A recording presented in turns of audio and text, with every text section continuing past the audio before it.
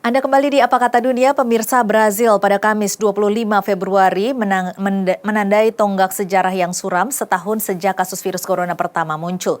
Negara itu mencatatkan hampir 250.000 orang tewas dan menginfeksi lebih dari 10 juta lainnya.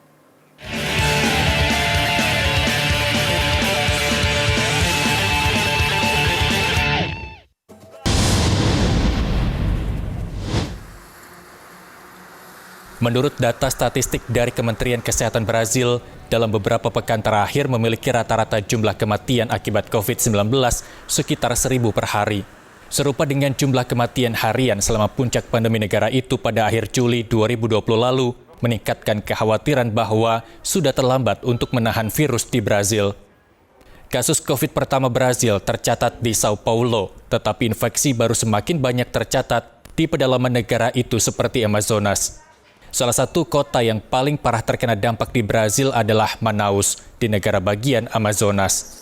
Gelombang infeksi telah membebani rumah sakit sebagai akibat dari jenis virus baru.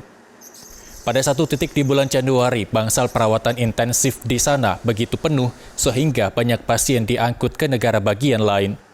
Dokter melaporkan berbagi oksigen antar pasien bergantian setiap 10 menit. Pada hari Kamis, Menteri Kesehatan negara itu Eduardo Pazuello melaporkan bahwa negara itu menghadapi tahap baru pandemi virus corona dengan varian virus yang bermutasi yang 3 kali lebih menular.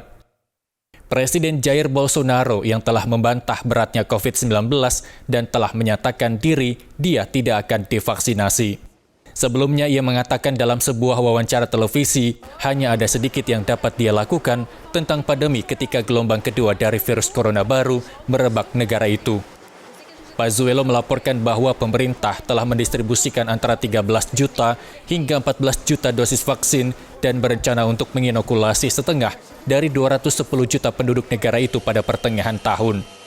Brazil sedang bernegosiasi untuk membeli semua vaksin yang mereka bisa dan Kongres sedang melihat undang-undang yang memungkinkan pemerintah membeli suntikan dari Pfizer dan anak perusahaan Johnson & Johnson.